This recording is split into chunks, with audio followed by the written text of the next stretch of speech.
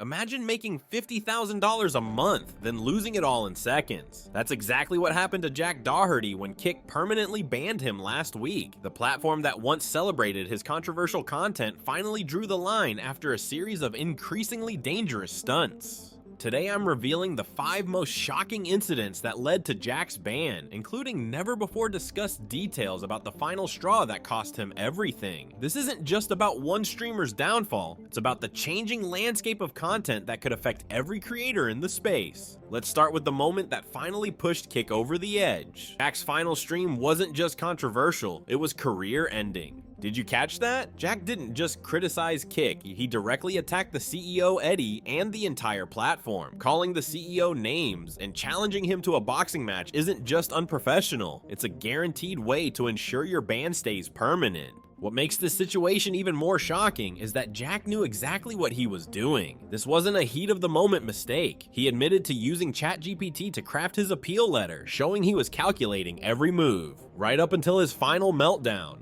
The most mind-blowing part? Jack was streaming this rant on Twitch while attacking Kick. He literally burned his bridge with one platform while standing on another. Instead of taking responsibility, he immediately positioned himself as the victim, claiming Kick was becoming too liberal and comparing it to Twitch. The timing couldn't have been worse for Jack. Kick had just been working to improve its reputation and distance itself from controversial content. His outburst gave them the perfect opportunity to make an example of him and show they were serious about enforcing their guidelines. Sources close to Kick's management team revealed that there had already been internal discussions about Jack's account status for weeks before this incident. His final rant wasn't just the last straw, it was the public justification they needed for a decision they were already considering. But this final incident didn't happen in isolation. Jack's ban was the culmination of a pattern of increasingly dangerous behavior that put real lives at risk, and nothing demonstrates this better than what happened just weeks before his ban. Before his final meltdown, Jack was already on thin ice with Kick after a series of incidents that endangered both himself and others. The most alarming of these happened on the road. This wasn't just reckless content creation, this was potentially deadly. Jack's cameraman was bleeding, the $200,000 McLaren was totaled, and yet Jack's first instinct wasn't to check if everyone was okay. It was to make sure someone was still filming. Instead of taking responsibility, he turned the entire incident into content. The wrecked car, the blood, the danger, it all became just another video, another opportunity for views. Sources close to Jack revealed that he barely spent any time checking on his cameraman's well-being after the hospital visit, instead planning how to monetize the crash footage. Legal experts have pointed out that Jack could have faced serious liability issues from this incident alone. The combination of distracted driving, filming while operating a vehicle, and the resulting injuries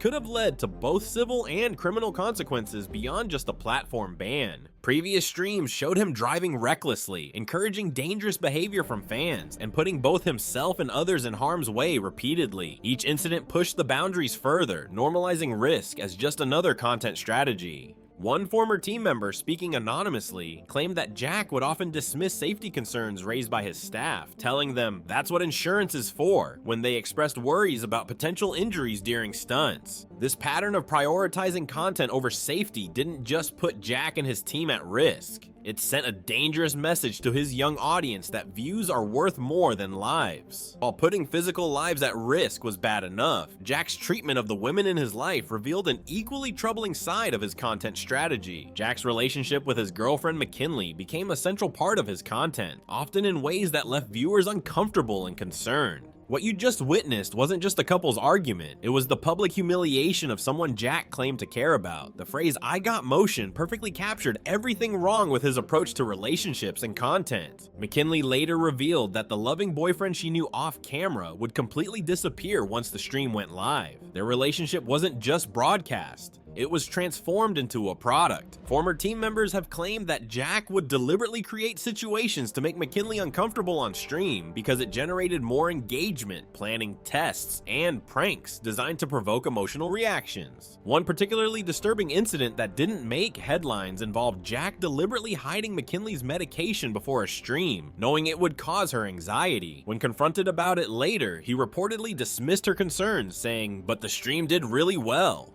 With many of his viewers being young and impressionable, his treatment of women on stream normalized toxic relationship dynamics. Mental health professionals have expressed concern about the impact of this type of content, potentially shaping unhealthy expectations about relationships for an entire generation of followers. Jack repeatedly put McKinley in uncomfortable situations for views, dismissing her feelings as being too sensitive when she expressed discomfort. Their cruise ship streams, vacation videos, and daily content all showed the same pattern, prioritizing viewer entertainment over dignity and respect. But Jack's disrespect wasn't limited to those closest to him. His interactions with other creators and celebrities showed just how far he was willing to go to generate controversy. Jack's strategy of confrontation extended well beyond his inner circle, putting him at odds with some of the biggest names in streaming and entertainment. These confrontations weren't just awkward, they were calculated attempts to generate drama at others' expense. From challenging Kai Cenat, who publicly rejected him after Jack gifted 300 subs, to his embarrassing interactions with rappers like Lil Baby and Polo G, Jack consistently showed he was willing to burn bridges for content. Industry insiders have revealed that Jack's reputation had become so toxic that many creators had him on a do not collaborate list. His team would often reach out for potential partnerships only to be rejected once the other party realized who they would be working with. Lil Baby and Polo G incidents were particularly revealing. Jack reportedly paid hundreds of thousands of dollars for brief performances at his birthday party, desperately trying to buy legitimacy and connections that his behavior made impossible to earn organically.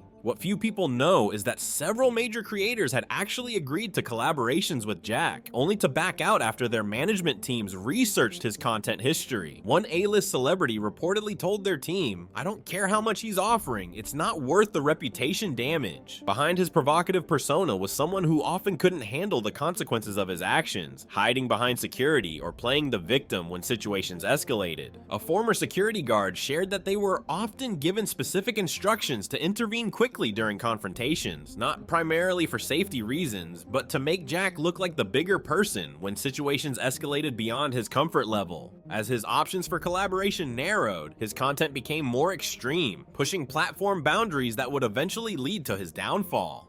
Long before his final ban, Jack had established a clear pattern of disregarding platform rules and community guidelines, almost daring Kick to take action. Jack's approach to content moderation was simple. Rules were obstacles to be overcome, not guidelines to be respected. Whether it was inappropriate content around minors, dangerous stunts, or harassment, Jack treated warnings as suggestions rather than serious concerns. Former moderators from his streams have shared that Jack would often receive warnings from Kick that he would deliberately hide from his audience. Instead of adjusting his content, he would mock the platform's guidelines off camera and look for creative ways to circumvent them. One particularly concerning pattern was Jack's content involving minors. Despite being repeatedly warned about age-appropriate content, Jack continued to create situations where young viewers were exposed to mature themes, inappropriate language, and potentially harmful stunts they might try to imitate. Platform safety experts have pointed out that Jack's content often walked a dangerous line between edgy entertainment and potential legal liability for Kick. By repeatedly testing these boundaries, he essentially forced the platform to choose between enforcing their rules or risking their own business model. Rather than acknowledging mistakes when called out, he would double down, claiming censorship or arguing that his content was just entertainment. This refusal to adapt or evolve left Kick with fewer and fewer options for how to handle his violations. By the time of his final rant, Jack had already exhausted whatever goodwill remained at Kick. His permanent ban wasn't just about one outburst. It was the inevitable conclusion to a long history of pushing boundaries without regard for consequences. Jack Doherty's ban from Kick isn't just the end of one controversial creator's run on the platform. It's a potential turning point for streaming culture as a whole. For years, platforms like Kick positioned themselves as the anything-goes alternative to more restrictive sites like Twitch. Jack's ban signals that even these platforms have limits, lines that cannot be crossed without consequences. Industry analysts are already predicting a shift in how platforms approach content moderation. The era of completely unregulated streaming may be coming to an end as advertisers, investors, and legal concerns force even the most permissive platforms to establish clearer boundaries. The question now is what happens next? Jack has already pivoted to streaming on Twitch and promoting his own platform, but his options are narrowing. Without Kick's more permissive environment, can his content style survive? And more importantly, should it? For other creators watching this situation unfold, the message is clear. Platform relationships matter. The streaming landscape is changing, with even the most controversial platforms drawing lines around safety, respect, and professional conduct. Jack's story serves as both a warning and an opportunity, a chance for creators to reflect on the difference between pushing boundaries for growth and crossing lines that can end careers. If you thought these moments were shocking, wait until you see what happens in this next video. And don't forget to click that subscribe button and hit that notification bell so you won't miss our videos. Catch you on the next one.